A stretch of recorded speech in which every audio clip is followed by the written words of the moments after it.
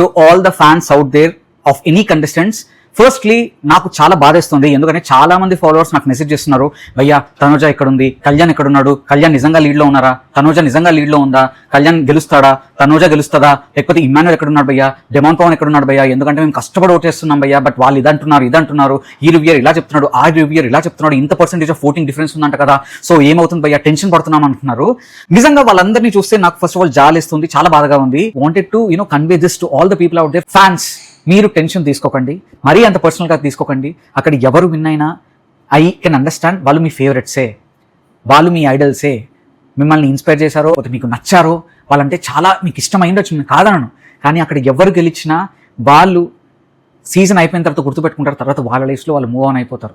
But మీరు మీ హార్ట్స్ని, మీ లైఫ్ని, మీ ఎనర్జీని, మీ టైంని ఇంత పెట్టి వాళ్ళు గెలిచారో గెలవరో అది దేవుడు ఎరుగు. గెలవకపోతే బాధపడి ఇవన్నీ ఎందుకు భయ్యా? మీ చేతుల్లో ఉన్నది ఒకటే ఒకటి, ఓట్ వేయడం. మీకు కావాల్సిన వాళ్ళతో ఓట్స్ వేయించడం, మీ ఫ్రెండ్స్తో ఓట్ వేపిస్తారా, లేకపోతే మీకు తెలిసిన వాళ్ళతో ఓట్ వేపిస్తారా, లేకపోతే ఊరంతా ఓట్స్ వేపిస్తారా, లేకపోతే చాటింపేసుకొని ఓట్స్ ఒక్కటే మీ చేతిలో ఉంది. వాడిది చెప్పాడు, వీడిది చెప్పాడు, వీళ్ళు లీడింగ్లో ఉన్నారంట, వాళ్ళు వెనకలో ఉన్నారంట, ఇవన్నీ ఏంటంటే జస్ట్ అనాలిసిస్ మాత్రమే. ఫినాలే వరకు ఎప్పుడు, లాస్ట్ మినిట్ వరకు ఎప్పుడు ఏం జరుగుతుందో ఎవడి చేతుల్లో లేదు. ఇప్పటికీ ఇంకా విన్నర్ ఎవరో ఫిక్స్ అవ్వలేదు, ఓటింగ్స్ అలా ఉన్నాయి. సో మీరు ఓటింగ్స్ ని గ్రాంటెడ్ గా తీసుకోకండి.